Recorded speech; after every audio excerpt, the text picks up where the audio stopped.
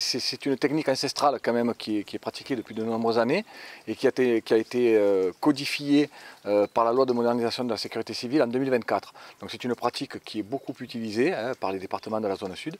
C'est une technique à la disposition du COS qui a été mise en lumière notamment sur les feux du sud-ouest en 2022 et qui chaque année maintenant fait l'objet d'un dispositif préventif zonal. Alors chaque département monte ses propres cellules, mais il y a une émergence au niveau zonal pour avoir une réponse opérationnelle de qualité et quantitative également quand les besoins s'en font sentir.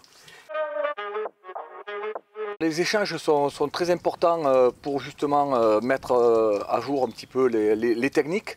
Mais aussi les retours d'expérience. On l'a vu, cet été il y a eu beaucoup de feux, notamment dans l'Aude, et le feu tactique a été très utilisé donc sur ces feux. Et l'objectif, c'est de partager justement la mise en œuvre de ces techniques pour enrichir collectivement et progresser également sur de nouvelles techniques que l'on pourrait mettre en œuvre.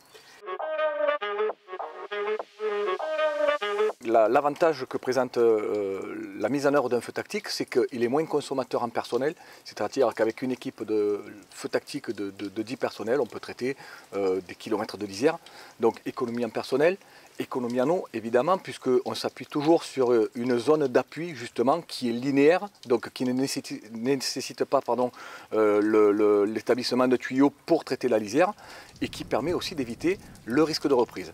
Donc cette technique est particulièrement efficace sur les feux qu'on connaît un petit peu aujourd'hui, qui sont de plus en plus puissants, qu'on appelle les feux convectifs, puisque la technique du contre-feu, c'est d'allumer en amont d'un feu principal qui arrive, et ces feux convectifs créent une colonne de convection qui aspire à notre contre-feu. Donc on expose moins les personnels, et ça aussi c'est un gage de sécurité.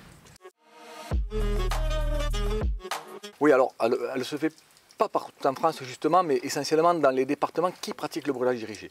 Le brûlage dirigé, c'est l'antichambre de la formation cadre feu tactique. C'est-à-dire que déjà sur le cursus de formation, on est obligé de passer par le module 1, module 2, module 3, brûlage dirigé, puis cadre feu tactique.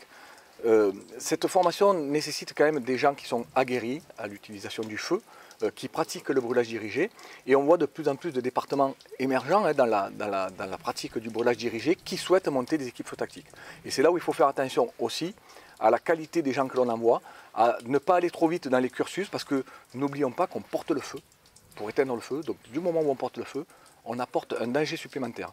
Et j'aime à dire, quand je fais les formations cadre feu tactique, que la plus grande qualité d'un cadre feu tactique, c'est de savoir renoncer.